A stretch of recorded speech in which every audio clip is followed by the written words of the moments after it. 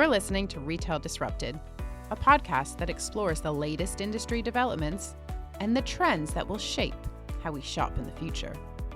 I'm your host, Natalie Berg.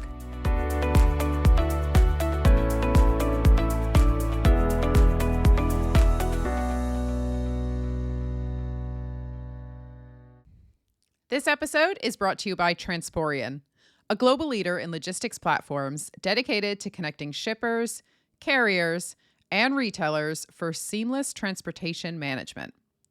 With Transporeon's innovative solutions, businesses worldwide are optimizing their operations and driving growth. For more, visit transporeon.com.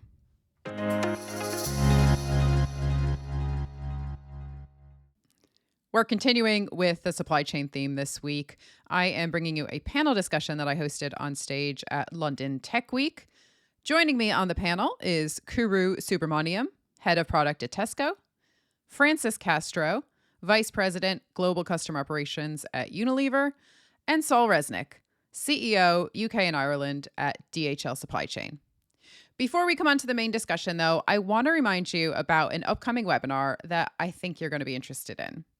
I'm teaming up with Retail Gazette and Zebra Technologies on July 16th for a webinar about frontline tech. Now, you guys know I'm always talking about tech-enabled human touch and how important it is for retailers to embrace this. We're going to be diving into how retailers can actually go about implementing this. So how technology can deliver real-time answers in store, how it can boost morale and retention, something that's so important in retail right now, how it can improve store execution, and also, crucially, how it can future-proof frontline operations. It should be a really lively discussion, so I hope you can join us. You can register via the link in the show notes. Okay, let's get on with today's episode.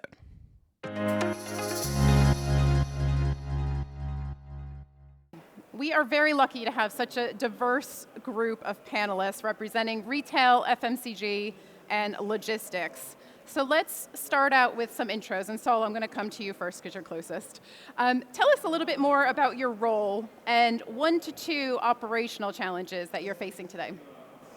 Thank you, Nat. It's lovely to be here. So my role as CEO of Supply Chain for DHL UK and I involves running multiple business units that we have, whether that be in manufacturing, healthcare, aviation, retail, consumer, transport, etc. We have around 50,000 people in our UK and our region. So multiple challenges that come up with that, as you can imagine. From a macro perspective, in terms of some of the challenges that we're facing now, I say challenges because they're challenges for our customers in some ways, but sometimes they're opportunities for us. So if I think of global disruption from tariffs and the imposition of the uncertainty that's coming through at the moment does present a challenge for our customers, certainly, but also simultaneously does present an opportunity where we generally like the complexity. It gives us more space to play in. So that's one area I'd highlight. A second one, which does impact us as well as our customers definitely, is cybersecurity. And we've seen that most recently what's happening with some prominent retailers. And that has a downstream impact on companies like us in terms of how we react, what we need to do from a resilience perspective, from an uptime perspective, and just general performance. So I'll keep it at a high level, but those are probably the 2 big ones right now. Kuru, how about you? Hi, I'm Kuru Subramaniam. I'm head of product for supply chain in Tesco Group Technology. Anything that disrupts our supply chain has a direct impact on people, families, individuals who come in to shop. I mean, imagine walking into a store expecting to buy something for dinner this week or this night and you can't find it. That's a big disruption for individuals and families because, you have, first of all, it's annoying, but then you have to waste or spend more time going and finding something else. So it's absolutely important for us as, the last stage between the entire supply chain and our customers to absorb any of those impact and make sure products are available on the shelf. So that's a big responsibility for us. Being in the food industry, there's very minimal margin for error.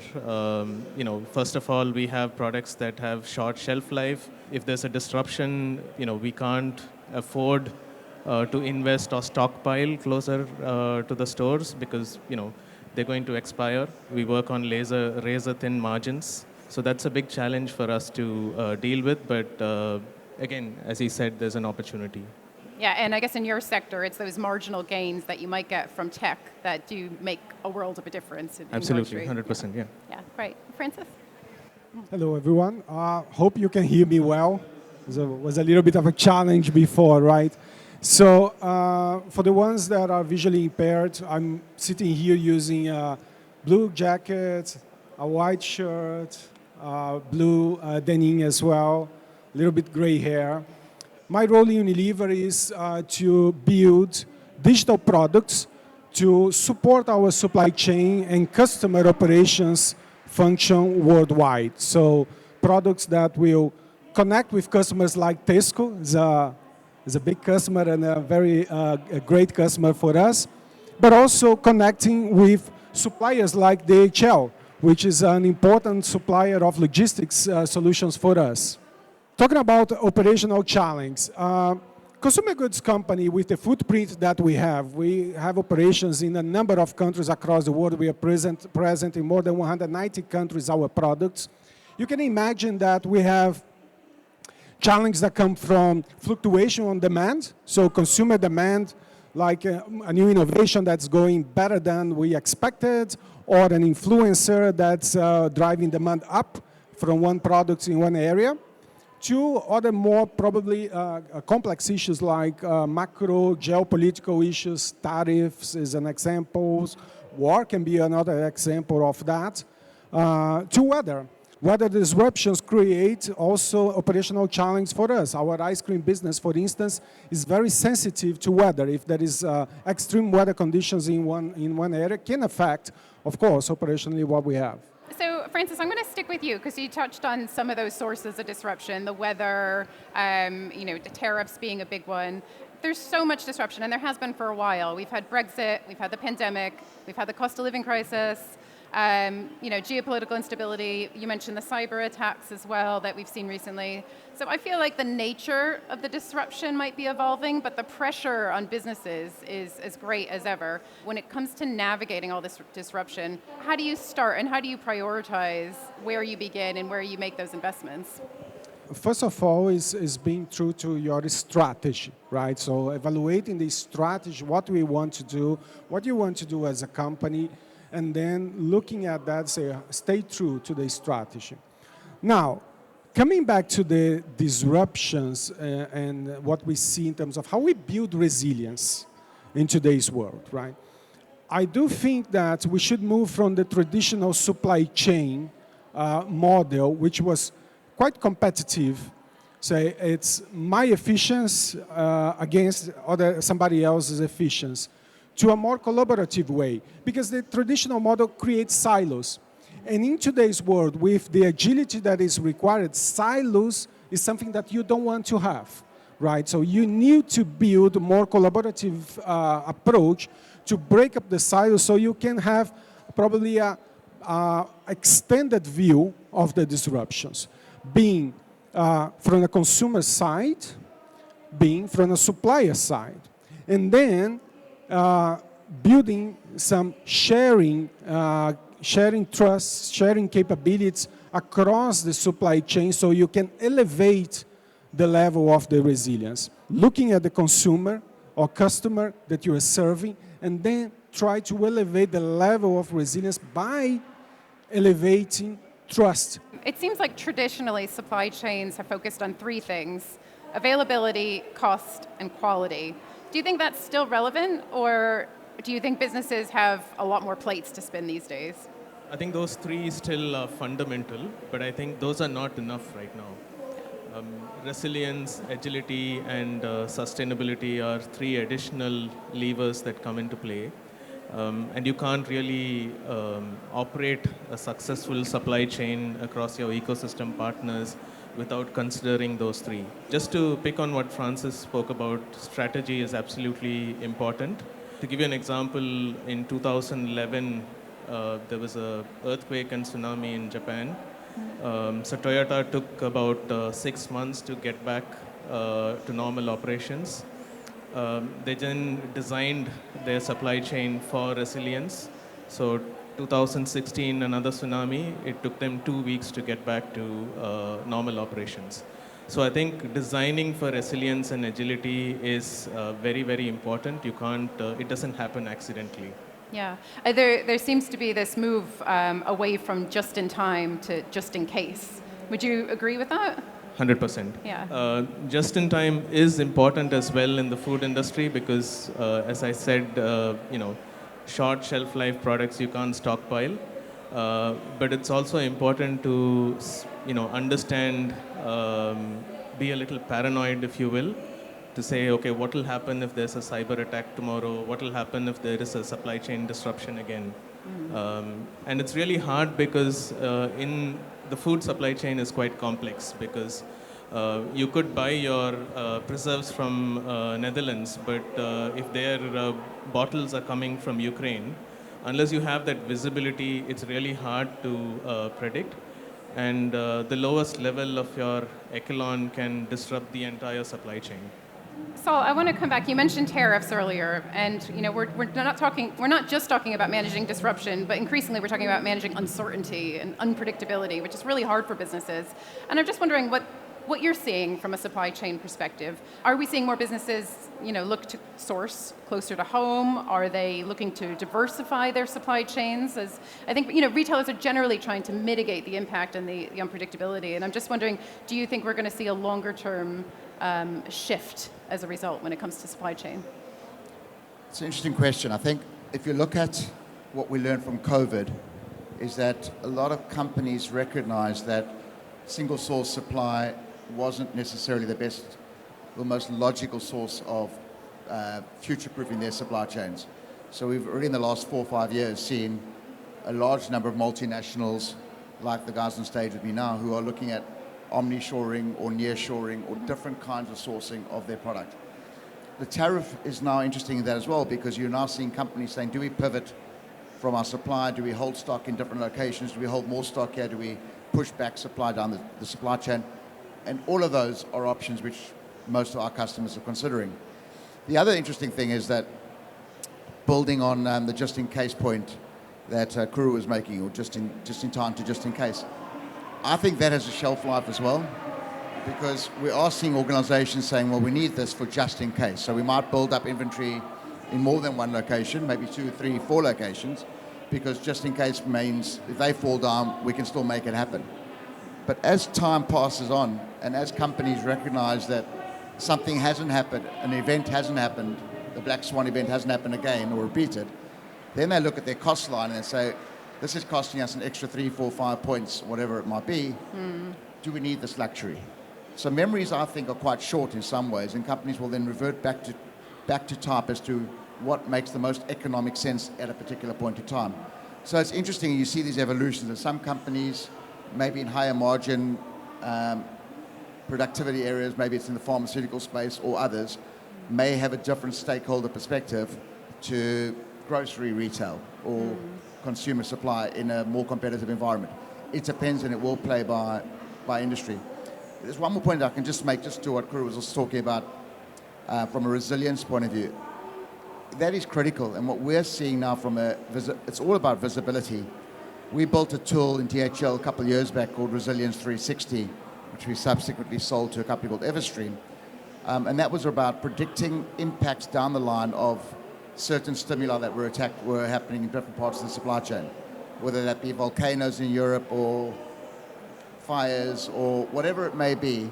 What is the impact of that on supply in Chile when you have an issue in Northern Europe? And how do you address that in real time with real-time data, giving yourself the best chance of actually addressing the issue? And for us, that's a critical component because our customers, generally speaking, I think consumers and companies will be tolerant of failure till a point. So you're exposed to a cyber attack, there's sympathy. Yep. A week later, there's probably less sympathy, and a month later, it's like, what are you doing to fix this? Yeah. Our tolerance has run out. Yeah. So while people talk about us out of their control, they also want to see quick responses. Yeah. Our organization's obligation to our customers is to make sure we give as quick and reliable a response to address those issues when they're raised, so that we can alleviate their concerns about having stock available to wherever they need to be. Yeah. And that's what the visibility layers give us the ability to do. Yeah, that's a really interesting point. And we've certainly seen, I think the way that Marks and Spencer's handled their cyber attack has been so commendable. And that transparency, right? You need to be very quick to communicate that to your customers. So just on the point of transparency, I wonder if you guys have any thoughts around how important is it going to be going forward? I mean, there's a whole sustainability angle here as well. We've got digital product passports coming in. I think generally consumers today want to know, well, they have a lot of information when it comes to pricing, product, customer reviews, but also customers want to know how sustainable is this product? Where did it come from? What's the the impact this purchase is going to have on the environment? So kind of a big question, but you guys have any thoughts around transparency and how that's evolving? Transparency is a responsibility in some ways. There are regulations that are coming up like the UDR, which will accelerate the whole idea of transparency all the way to the customers. There are opportunities by using QR codes to sort of let customers scan, and then you can start to show where this product comes from. But equally, if there is a disruption, you have a chance to sort of communicate that in a different way. I think the one thing I'll say about resilience in a supply chain is you're only as resilient as your most vulnerable partner. And that includes each one of us, right? So it's very important to take everybody along the journey. It's the same with transparency, right? So as long as partners can be very transparent about what's going on in their factories, logistics providers are transparent about what's going on in their network, it becomes easy to start surfacing all that to your customers. Yeah, let me build on that, because there is a lot on that question in terms of transparency and also sustainability. Totally agree with Kuru in terms of transparency is a must.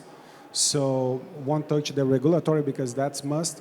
But from the consumer perspective, consumers getting more interested to see, well, where the product comes from, what do I do with this product, how this is sourced. Also the customers trying to understand the full end-to-end. It's absolutely necessary. I think also transparency is a fundamental source of resilience. The more you be transparent in terms of what's going on, demand sensing, for instance, what's going on with the demand in one area, and being able to have a sense of that, share that with the customer. For instance, with Tesco, we collaborate a lot in terms of trying to understand the demand, then try to respond, to react to that, to adapt, agile adaptation for that, and say, look, how can we serve the consumers in this area here better, right? So the transparency in that way creates a lot of trust and better business, right? So it's improvement of the business for both companies.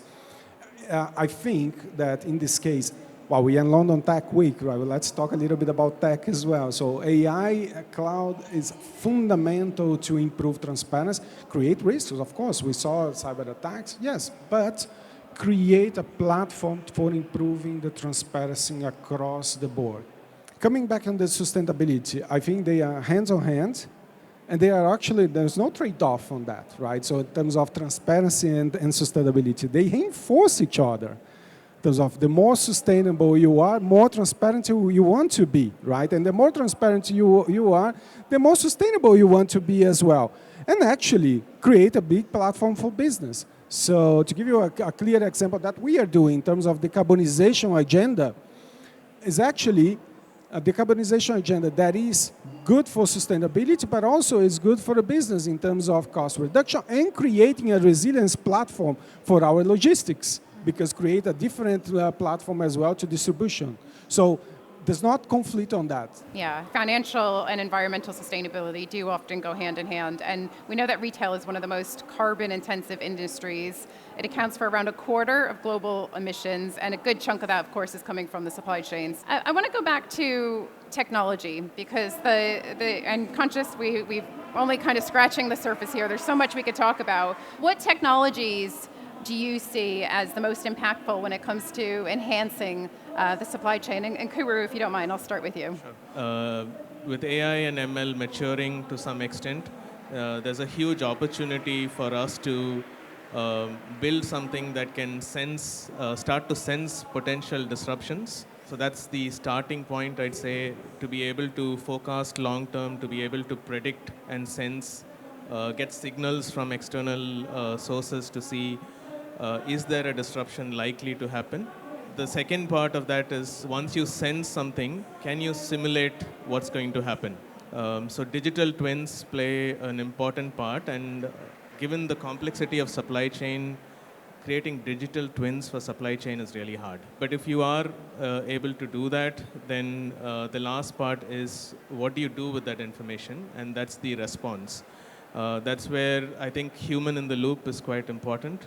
We aren't at a stage where AI and ML has matured to a point where we can be completely hands-off. So that's important. Building all of this together with your ecosystem partners becomes absolutely critical. It's easy to build something within your four walls and say, okay, it's going to work. It may work when, let's say, we have a depot and there's a fire in the depot. But true supply chain disruptions are end-to-end.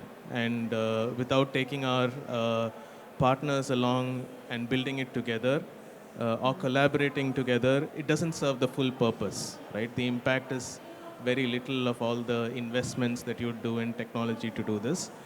Today we are in the era of where we'd like to orchestrate everything, right? We'd like to be a little bit more prescriptive in terms of what we'd like to do if something happens. But I think once you have these intelligent agents and create an, sort of a agentic mesh, I think intelligence will start to emerge. And human in the loop becomes quite important because we also need to understand what the response or the recommended response is. And sometimes the response is you can't do anything. You can't do much. You can still do communication, that's still possible. But there's very little you can do to fix a certain situation. Anything, Saul, from your perspective, any sort of technologies or innovations that you're excited about for the future? Yeah, I'll probably focus on three at the moment. One is digital twins. We've used digital twins in some formulation or module of formulation of what-if scenarios where with airlines, companies, clients of ours, what happens if we closed an our station here practically, and what would the impact be down the line of bringing inventory from here to there. And we've used digital twins successfully in the past to do that, but pretty much in its infancy there. I'm very excited about what agentic AI will do for us. I think the invisibility that agentic AI will be able to bring to our supply chains will have so many positive impacts. Primarily, I think the first one that will really help is on inventory optimization, driving the right levels of inventory to where they need to be throughout the supply chain, utilizing live, real data on forecasting on where we need to be, where we need to hold our inventory, what's being consumed, where and when and how, as opposed to just using large language models and downloading what we have, actually predicting what needs to happen going forward. So we're doing a lot of work on that. The third one, I think, will be robotics. From our perspective, we're seeing more and more robotics replacing manual type activities, more mundane, quite physically demanding activities in a warehouse or in a transport environment, which robotics is getting a lot better at in terms of what we can and what we will do. We're rolling out the first stretch robots in the UK from Boston Dynamics in the next couple of weeks for one of the grocery retailers. I won't say who. And that should be pretty exciting. But I think the overarching theme for all of those points for us is about data and the quality of the data that we have. Because we have an inordinate amount of data, but you cannot do anything with that data unless you know it's clean and that you know it's sensible and that it can be utilized correctly. I think too often we spend a lot of time and effort with the data we have, not getting the outcomes we deserve or need because it's not in the level or condition that it should be. So for us, it's about making sure that we've got good data, clean data that we can then deploy into whether that be any of those three or other activities. Francis? Yeah, I do see the digital twin for sure in our manufacturing sites, for instance, robotics in our distribution centers, some of them operated by the DHL. But what I'm most excited is about using AI and agents and agentic AI to connect demand generation systems with demand fulfillment. Really trying to understand what demand is coming there from our consumers, give that to our category planners to understand how can we better serve that, understand supplier risk. So if you're a planner, using AI to understand supply risks for that, present that to customers, say how we can do this in a much more efficient way for them. So that area is for me, is fantastic. And then agentic, because if you have hundreds of SKUs, thousands of SKUs, hundreds of customers, it becomes very difficult, right, for you to really take an action on that. So that might be obvious ones, but there are some others that are very difficult for you, for a planner to get, well, I should move products from this distribution center to that distribution center, or this promotion here, I can commit with an additional volume with Tesco, for instance, because yes, we will be able to satisfy that demand. So agentic will help us a lot. It's super important to have a framework, right, in terms of how you control those agents, how you orchestrate those agents, how you implement observability on that. So are the agents really performing what they are supposed to do? So they are really augmenting our capacity or not, right? Or we just overlaying or handing over work. So I do think that super exciting. We are using that machine learning. We are using the combination of machine learning, LLM, and agents to create that. But for me, creating the framework for control is paramount importance, fundamental. What kind of culture do you need to survive and really thrive in the current climate? So we've talked a lot about digital transformation, but you can't have that without cultural change. For me, it comes down to very simple but powerful things. One is try. A culture that motivates people to try new things. And on try, there's going to be errors. So that's how much you are also dealing with that. So you motivate people to try it, and you're okay with errors as well. So nobody will be perfect if you're trying to innovate, right? Second thing is about collaboration. So we spoke a lot about collaboration. So innovation also requires collaboration. How you foster collaboration in your company and beyond that. So you're not going to innovate alone, right? You can, for sure. You can innovate alone. But when you innovate with partners, with customers, with consumers, I think you can create bigger things. I think it starts with a mindset to begin with, both at leadership, executive level, but also at the grassroots level.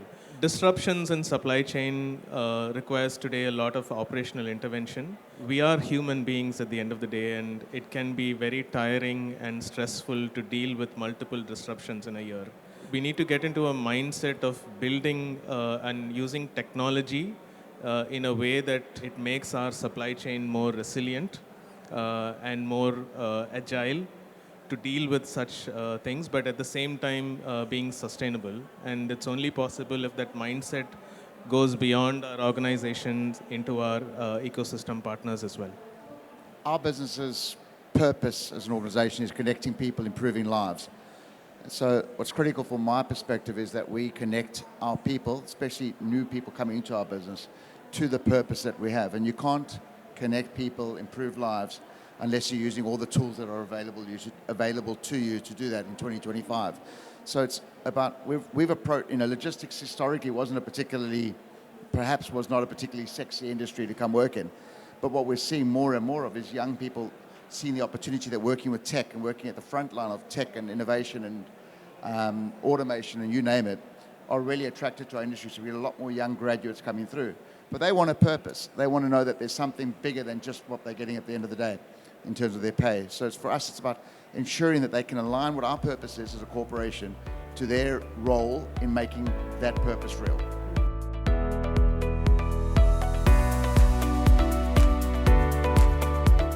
Thank you for listening to Retail Disrupted. If you enjoyed this episode and would like to support the podcast, please leave a rating or review or share it with others. It really makes a difference.